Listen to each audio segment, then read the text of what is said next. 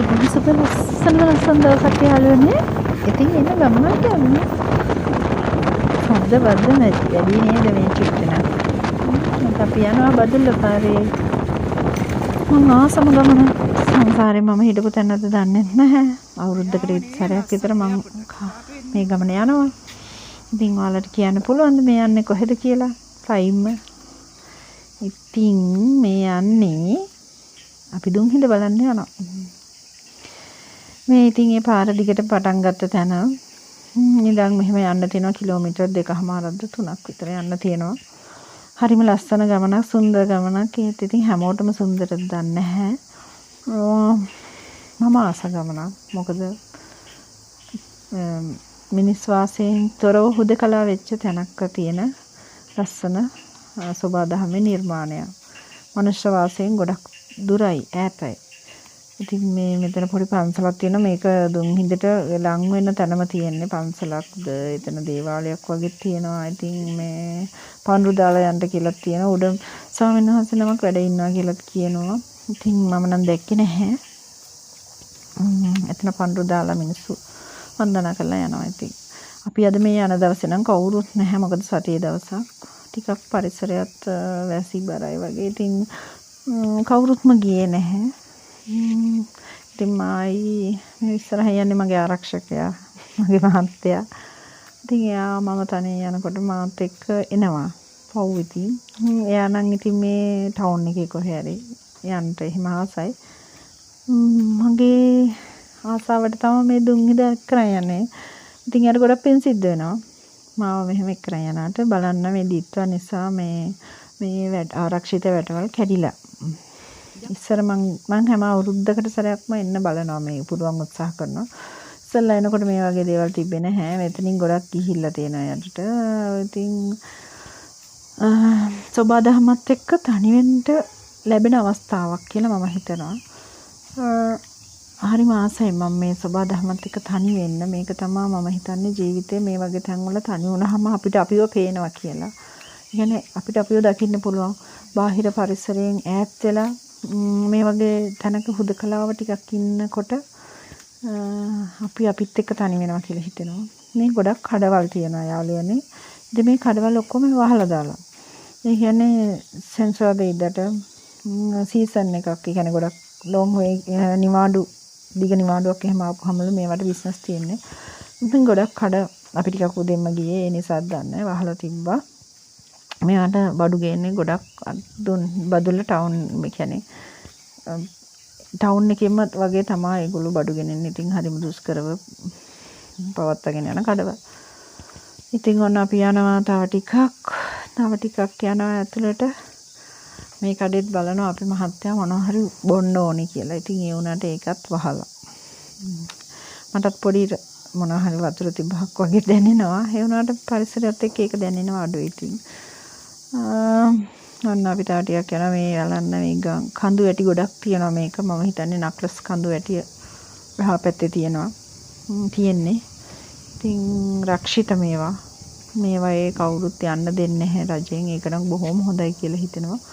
මේ ලොකු ගල්තලා මැදින් ඉතින් මේ වගේ තැන් මේ විදිහට හරි තියෙන එක මම දන්නේ නැහැ මේවට යන්න දෙන්න තේයි කියලා. මේවා ඉතින් දියුණු වෙලා පාරවල් හැදිලා මේවා ආවනම් මේවයි වටිනාකමක් නැහැ. මිනිස්සු ජරා කරනවා. ඒ කියන්නේ මිනිස්සුන්ගේ තියෙන පොලිතින් දාලා දැන් මේවයි ගොඩක් පොලිතින් එහෙම නැහැ. මම දැක්කෙම නැහැ. මම දන්නේ නැහැ මොකක් සබාදහමේ ආශ්චර්යයක්ද කියලා.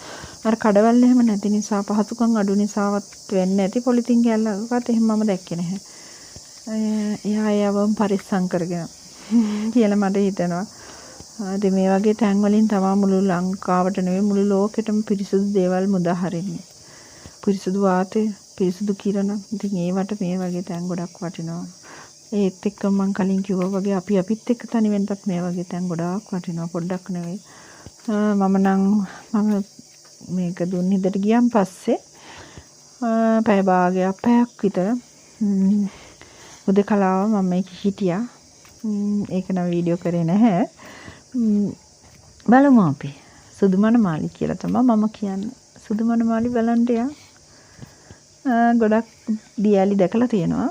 ඒ වුණාට මට මේකට මොකටද දන්නේ හිත ගියා. හරිම ආසයි. මේක බදුල්ල පැත්තේ ආවොත් මම නුවරින් ඉඳන් බදුල්ලට එනවා මේ බලන්න. ඉතින් හරිම ලස්සන පරිසරයක්. අනේ සමා වෙන්න ඕනේ. මම එක එක මගේ ෆෝන් එක හැරෙන විදියට මේ කැමරා කරනවා. එතනදී නම් සමා වෙන්න ඕනේ. අපහසුතාවයක් තියෙනවා නම් ඔන්න දැන් නම් අපේ මහත්තයාට කඩයක් හම්බෙලා. අපි මෙහි දෙහි එකක් බිව්වා මෙතනින්. එයා හදනවා දෙහි එක. ඇන්ටි කෙනෙක්. මේකෙන් බොන්න පුළුවන් වුණා. ඔන්න ඉතින් මේක රටේ සම්පතක් ඒ රැක ගන්න එක. ඇත්තටම සම්පතක් පොඩි නෙවෙයි ලොකු. මෙන්න මේ වතුර ටැංකියක් තියෙනවා. ඉතින් එතනින් තමයි වතුර ගන්න කියලා කිව්වා. මේ ලයින් වතුර ජල සම්පාදන මණ්ඩලයේ වතුර නැහැලු. උල්පත් වතුර තමයි තියෙන්නේ. මේ පාරේ යාළුවනේ වෙන සරවල් වල වඳුරෝරිලව ගොඩාක් ඉන්නවා. දැන් මේ පාර නෑ. ඇයි දන්නේ යාලා එක්කෙනෙක්වත් අපිට හම්බුන්නේ නැහැ. දන්නේ ඉතින් අර කට්ටිය ගොඩක් නැති නිසා දන්නේ නැහැ. ඒ වුණාට මේ වඳුරු කරදර හැම මෙතන ගොඩාක් තියෙනවා කියලා කිව්වා. අපිට නම් එක්කෙනෙක්වත් හම්බුන්නේ නැහැ මේ පාර. කොන්න ඉතින් අපි යනවා සොඳුරු වනාන්තරයක් මැදින්. මේවා සබදහම දුන්න දේවල් මේවා පරිස්සම් කරන්න ඕනේ. හදවතින්ම මේවත් එක්ක තනි වෙන්න ඕනේ. ඕගොල්ලන්ටත් මාන්න හිතේ ගොඩක් කියනවා කට්ටිය ස්ට්‍රෙස් කියලා. මානසික ප්‍රශ්න ඇති මේක මේ වගේ වෙලාවක මේ වගේ තැනක හැබැයි ඉතින් මම එහෙම කියන්නේ හිත ටිකක් පාලනය කරගන්න පුළුවන් කෙනෙක් වෙන්න ඕනේ. එහෙම නැතුනොත් මේ වගේ තැන්වල වෙනමද ප්‍රශ්නත් ඇති වෙනවා. මොකද හුදකලා භාවය කියන්නේ කිසිම දෙයකින් අර තව කවුරු හරි ළඟ ඉන්නකොටත් ප්‍රශ්නවලදී සැනසීමක් තියනවානේ. අධික හුදකලා භාවයක් කියන්නේ එතනදී හිත හදා ගන්න පුළුවන් කෙනෙකුට නම් මේවා මැනික් වලට වඩා වටිනවා. ඉතින් ඔන්න අපි යනවා. මට නම් මගේ ජීවිතේ නම් යාළුවනේ ගොඩක් මේ හුදකලා වුණාම මට ගොඩක් ප්‍රශ්න වලින් හිත හදා ගන්න පුළුවන්.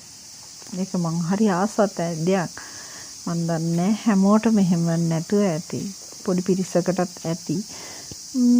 ඒත් ඉතින් මාත් එක්ක එහෙම ඉන්න කැමති අය එන්න මාත් එක්ක යන්න මට පුළුවන් වෙලාවට පුළුවන් විදිහට හැමදේම පෙන්වන්න. ඉතින් අපි යනවා. තවත් යන්න තියෙනවා. ඔන්න බලන්න සුන්දර අහසක් පුදුම ලස්සනයි තියෙන නේද? අවුව පායලා මේ වෙලාවට දැන් වෙලාව උදේ 9ට වගේ ඇති. ඒ වුණාට හරියට අවුව. අන්න දැන් ඇතුලෙන් සද්දෙත් ඇහෙනවා අපේ මනමාලිගේ. ඉතින් පේනව නේද ඔයාලට? සද්දෙත් පොඩ්ඩක් ඇහෙනවා වගේ නේද? හරිම ලස්සනයි ගල් තලාව ඇතුලින්. තව යන්න තියෙනවා. මට ඔය දැක්ක ඇතුලින් පේනකොට ඉතින් හරි ආසයි හිතෙනවා මට නම් ළඟට ගිහිල්ලා. මේවා යාළුවනේ මෙහෙම කිව්වටත් බෑ. මේවා බලන එක හොඳයි. ඉතින් බලලා මේ සනීපේ මේ සුළඟ මේ දේවල් අපි විඳින්න ඕනේ. විඳින්නේ නැත්තම් අවුව මේ රස්නේ ඒවා කොහොම අපේ සාමාන්‍ය දේවල් ඉතින් අපිට සීතල දැනෙනවා රස්නේ දැනෙනවා. ඒවා හැමදේම ජීවිතේ එක මොහොතක් විතරයි. ඉතින් මේවා එච්චර හිතට ගන්න නැතුව අනික මේවා විඳින්න ඕනේ. මේ සබදහමත් එක්ක කිසිම කතා කරන්නේ නැතුව හුදකලා වෙන්නකෝ. පුදුම සනීපයක් දැනෙනවා. මට බණීත් දන්නෙත් නැහැ සමහර අය. ඒ කියන්නේ පිස්සු වගේ කියලා. මං ගෙදර ඉන්න වෙලාවටත් ගොඩක් වෙලාවට මේ වගේ තනි වෙච්ච වෙලාවල් තියෙනවා ඉතින්. ඔන්න අපි යනවා දැන් දුම්හිල බලන්න. ලස්සනයි. අපේ මහත්තයා නම් පල්ලෙහාටම බහැලා. මට ටිකක් ඉතින් මහන්සි. ඔන්න දැන් පුදුම ලස්සනක්. දැන් සද්දේ ඇහෙනවා. පින්න විතරයි වැටෙන්නේ නැත්තේ. මං හරි ආසයි දුම්හිල ඉතින්දි බන්ට් එක ගාවින් පින්න වැටෙනවාට. හැබැයි කට්ටිය කිව්වා මේ දවස්වල අපි මේ යන්නේ අවුස්සර දවස් ටික. ඉතින් ඒ හන්දා එතන මේ ගොඩක් අද මේ පින්න වගේ එන්නේ නැහැ කියලා. ඔන්න අපිට ගස් අතරින් යනවා දැන්. හරිම ලස්සන ගමනක්. ඉතින් මං හැමෝටම කියන්නේ මේ ජීවිතේ මේ වගේ දේවල් විඳින්න ලැබෙන්න ඕනේ. සබදහමට ආදරය කරන්න. සත්තු සිව්පව් මේ හැමෝටම කෙලවරක් නැති ආදරයක් දෙන්න ලෝකෙට. හැමෝටම ඕන වෙලා තියෙන ආදරේ. හැමෝම ආදරේ විඳින්න ආසයි. මේ ආදරේ ලෝකෙටම බෙල්ල දෙන්න. ඒකට මුදල් යන්නේ සල්ලි යන්නේ මේ ගහට පොළට කැලේ මේ කොලේකට පවා ආදරය කරන්න, ආදරෙන් ජීවත් වෙන්න. එයාලා ඔයාලට ලොකු දේවල් දෙයි. විශේෂයෙන්ම ඔයාලගේ හිතේ සැනසීම දෙයි. ඔයාලට හැමදාම සතුටින් ඉන්න දෙයි. මේවත් එක්ක හුස්ම ගන්න, ආදරෙන් කතා කරන්න. ඒක රෝස මල් ගහක්ද නිකන් ඉලුක් ගහක්ද කියන එක හිතන්න එපා. මේ හැමෝටම සමානව දෙන්න. හැමෝම ජීවත් වෙන්න ආසයි. හැමෝම ආදරේ ලබන්න ආසයි. හැමෝටම ආදරේ කරන්න. ඔන්න ඉතින් දැන් නම් බොහොම ළඟයි. ළඟටම අපි ඇවිල්ලා තියෙන්නේ මේක ඉතින් දුර්ලභ සත්තු හැමත් ඉන්නවා කියලා මේ බෝඩ් වල ගහලා තියෙනවා. ඔන්න ඉතින් මගේ ආසම විදිහට ගත්ත වීඩියෝ එකක්. සුදු මනමාලිගේ. ආදරේ ගොඩක්. කියන්න තමයි තියෙන්නේ ඉතින්. ඉතින් මේවා හිත සැහැල්ලු කරගෙන සතුටින් මේවා විඳින්න. එතකොට විඳින දැන් අපි දුන් හිඳ බලනටත් වැඩිය අපි විඳලා ඉන්නේ. එතකොට ඒ විඳීමත් එක්ක පුදුම සතුටක් දැනෙනවා. ඉතින් හැමෝම සතුටින් ඉන්න. හැමෝම ඔන්න අපේ තැනට ආවා. දැන් නම් ඉතින් පින්න විඳින්න ඕනේ. ඔයාලත් විඳින්න.